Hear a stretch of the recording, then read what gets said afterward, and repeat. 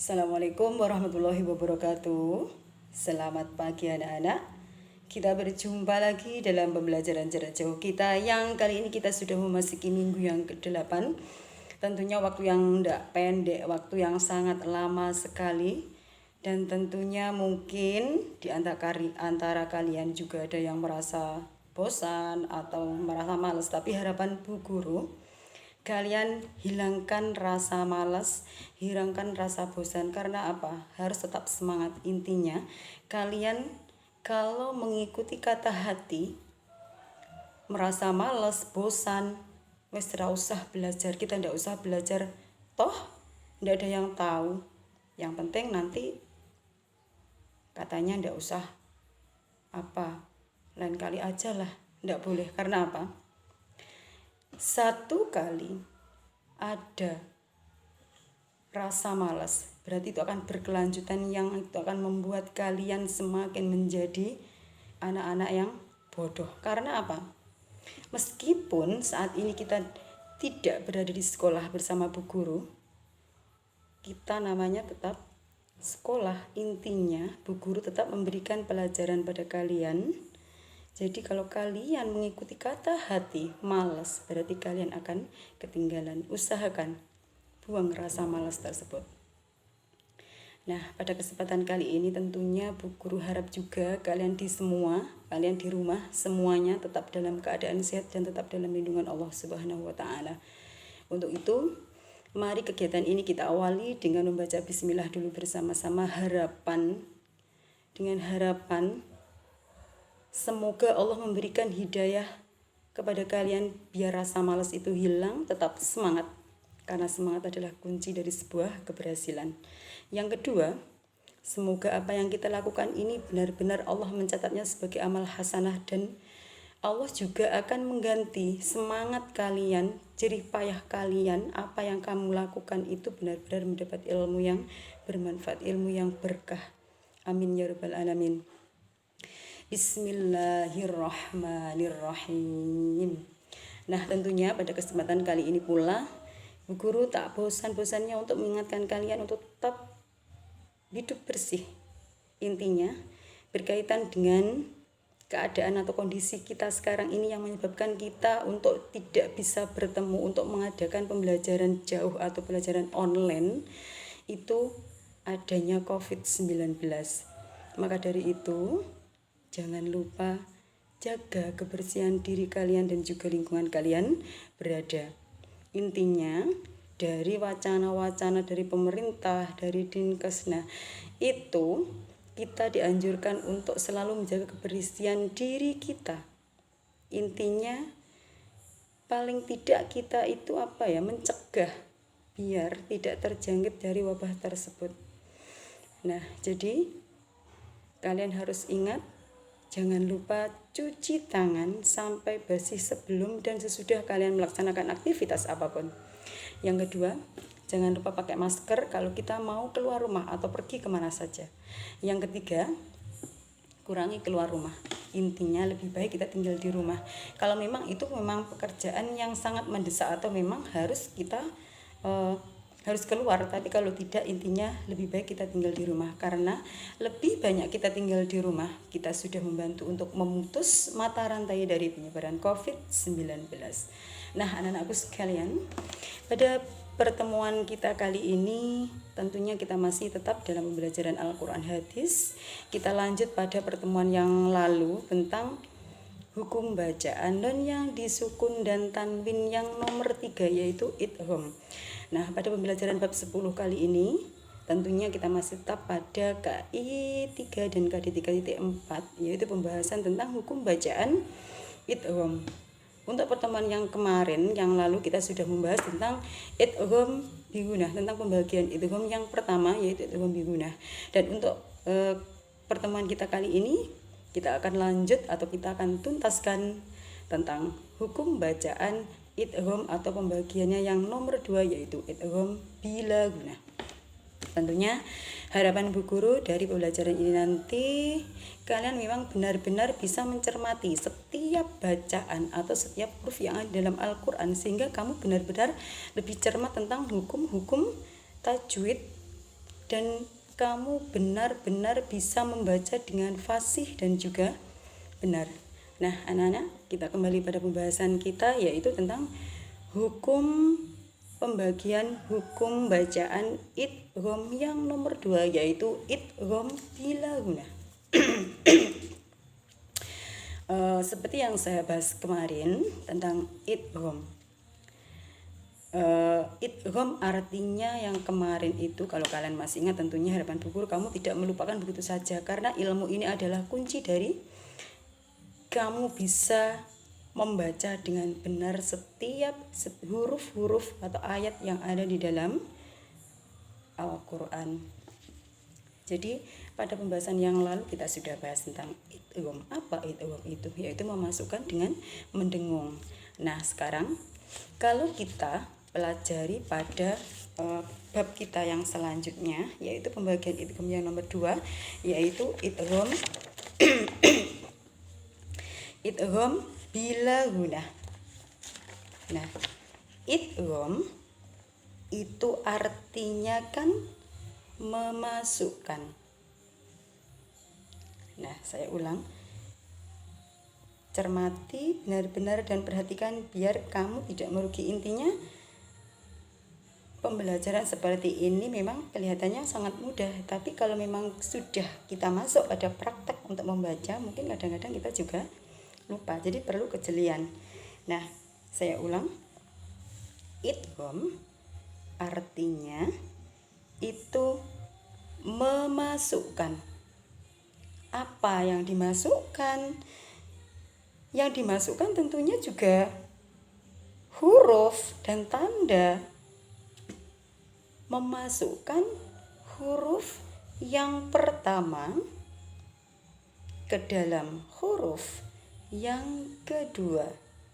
Nah, intinya dimasukkan itu kan tentunya dalam hati kalian, apa yang dimasukkan, Bu? Nah, berarti yang dimasukkan intinya juga huruf yang pertama dimasukkan ke dalam huruf yang kedua. Nah, sekarang karena pembahasan kita adalah idgham bila guna, maka sekarang kita lihat pada bi. Bi itu artinya kan dengan. La itu artinya kan tidak. Dan guna artinya dengungan.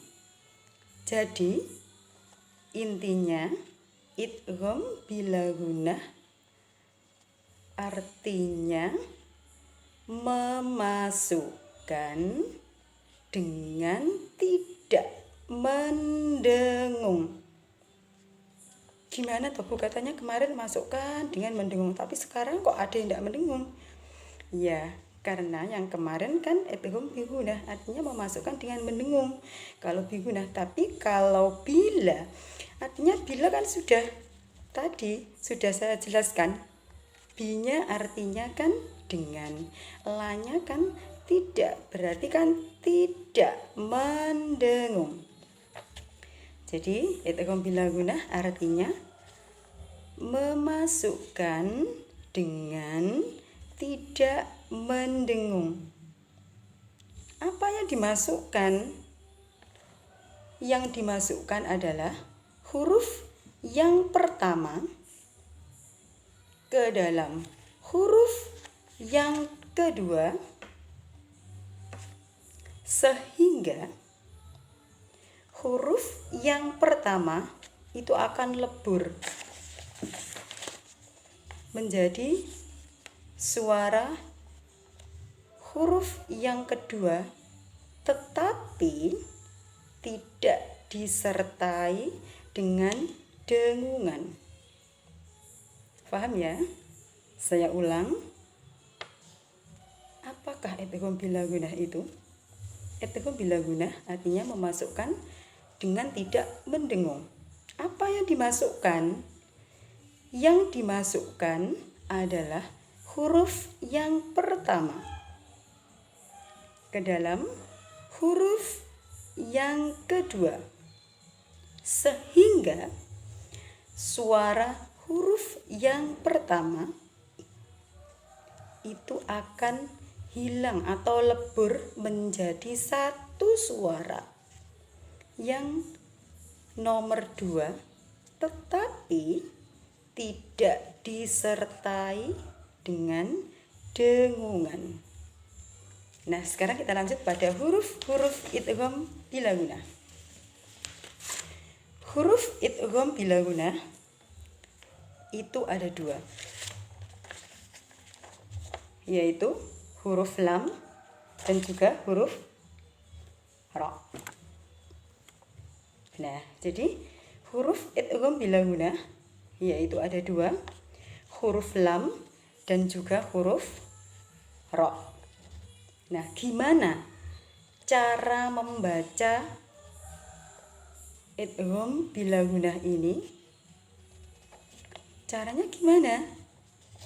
Cara membaca dari idgham bila gunnah adalah apabila ada nun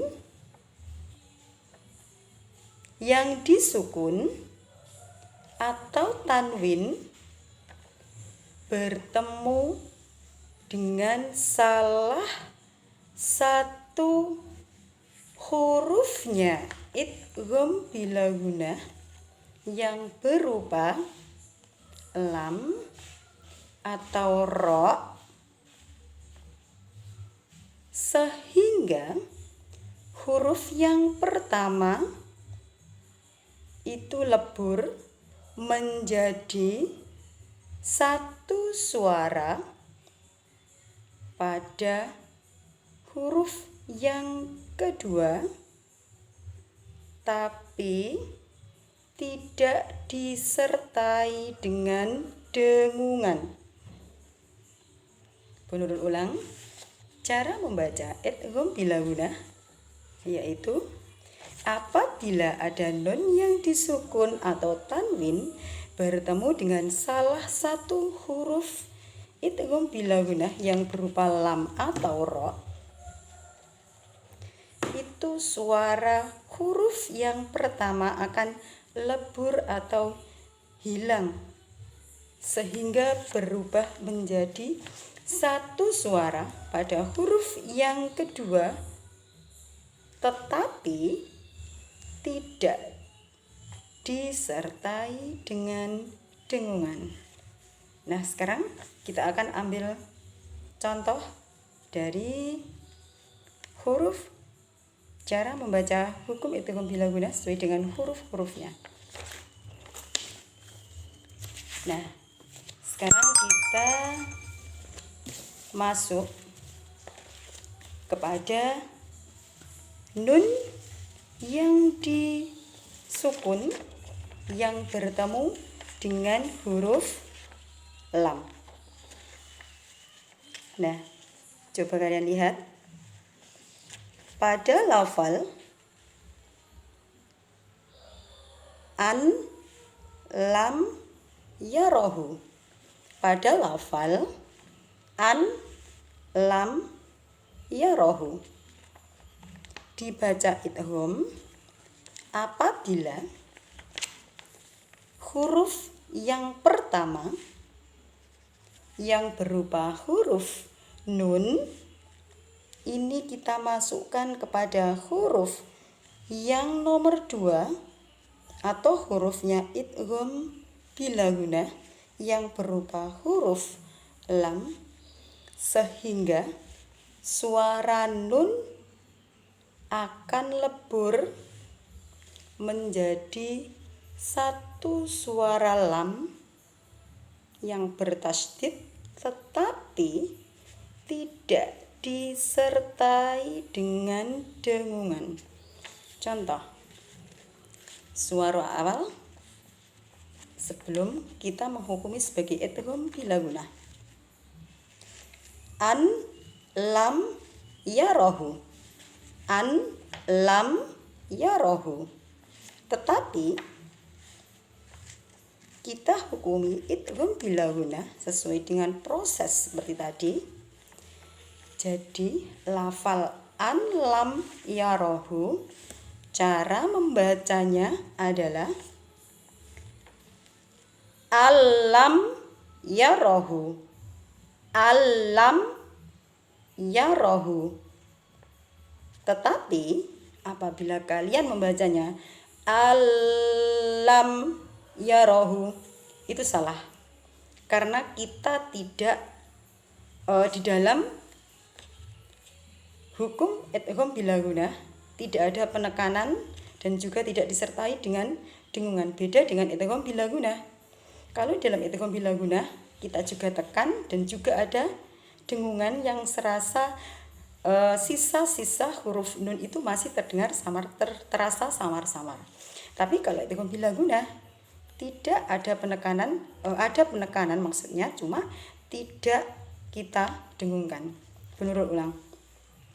Lafal awal an lam yarahu, tetapi di hukum idgham bila gunah an lam ini kita baca menjadi al, awas, bukan al. Nah, jadi bacanya alam yarahu, alam yarahu, alam yarahu. Nunnya kan sudah tidak terasa, sudah lebur menjadi satu suara lam, tetapi tidak disertai dengan dengungan. Saya ulang sekali lagi.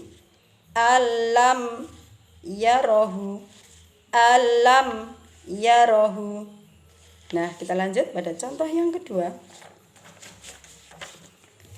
yaitu nun yang disukun atau tanwin bertemu dengan huruf ra atau salah satu dari huruf idgham bila gunah yang kedua.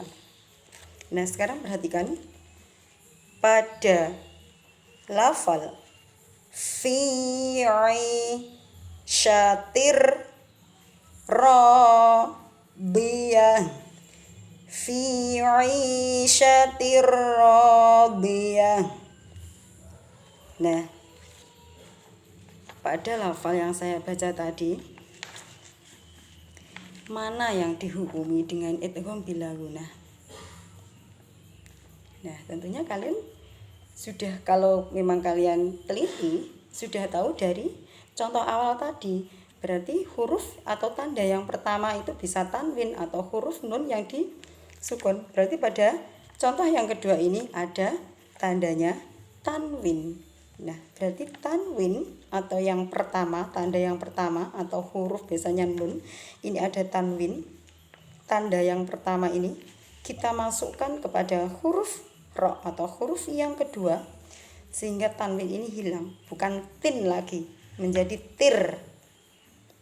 Tapi bacanya juga harus tidak disertai dengan dengungan, bukan tir radiyah, tir radiyah. Itu cara membaca yang salah. Jadi cara membacanya tidak disertai dengan dengungan. Contoh, syatir radiyah, tir radiyah. Sama dengan yang nun tadi, yang lam tadi, an lam menjadi alam yarahu, alam yarahu, bukan alam yarahu, tapi alam yarahu, alam yarahu. Dan untuk contoh yang kedua, mana toh Bu yang dihukumi idgham itu? Nah, pada lafal ini di sini ada tanda tanwin. Tanwin kedudukannya sama dengan nun yang disukun. Apabila huruf yang pertama atau tanwin ini kita masukkan pada huruf yang kedua berupa ro, tin, suara tin itu akan hilang, akan lebur menjadi satu suara ro yang bertasydid ini, tetapi tidak disertai dengan dengungan. Saya baca awal dari Fi 'ishatir radiyah. Fi 'ishatir radiyah. Fi 'ishatir radiyah. Jadi bacanya bukan fi 'ishatir radiyah. Itu cara membaca yang salah. Karena tidak ada bila, tidak ada dengungan. Saya ulang. Fi 'ishatir radiyah. Nah, anak-anak,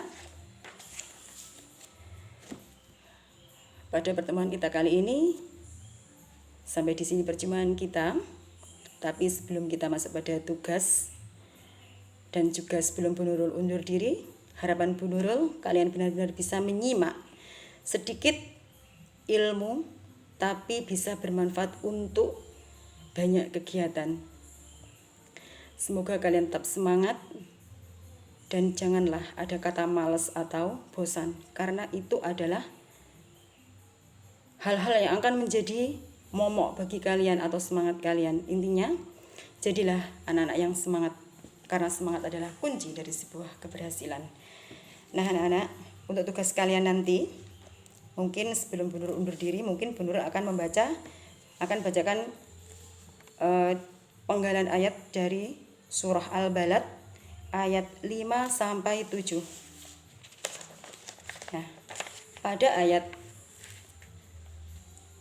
yang kelima itu nanti Bu Nurul akan baca ayat ke-6 dan juga ayat yang ke-7. Pada ayat yang pertama, ayah sabu yaqdira alaihi ahad. Ayat yang ke-6, yaqulu ahlak tumalal lubada. Untuk ayat yang ke-7, ayah sabu alam yarahu ahad. Bu Nurul ulang. Ayah sabu allan yaqdira alaihi ahad. Untuk ayat yang ke-6, yaqulu ahlak tumalal lubada. Ayat yang ke-7, ayah sabu alam yarahu ahad. Nah, dari penggalan ayat dari surah Al-Balad ayat 5, 6, dan 7, Bu Nurul mohon tirukan ulang apa yang Bu Nurul baca tadi. Kalau kalian benar-benar menyimak dan cermati, kalian pasti bisa. Kirim jawaban kalian lewat video untuk membaca ini. Terus yang kedua, tugas kalian yang kedua, cari hukum bacaan idgham bila gunah pada ayat 5, 6, dan 7. Nah, perlu tunggu hasilnya. Cukup sekian perjumpaan kita. Semoga bermanfaat dan kita akan bertemu pada pembelajaran berikutnya, yaitu tentang hukum bacaan iqlab. Tunjukkan hasil karyamu, Bu Nurul tunggu hasilnya. Good luck. Assalamualaikum warahmatullahi wabarakatuh.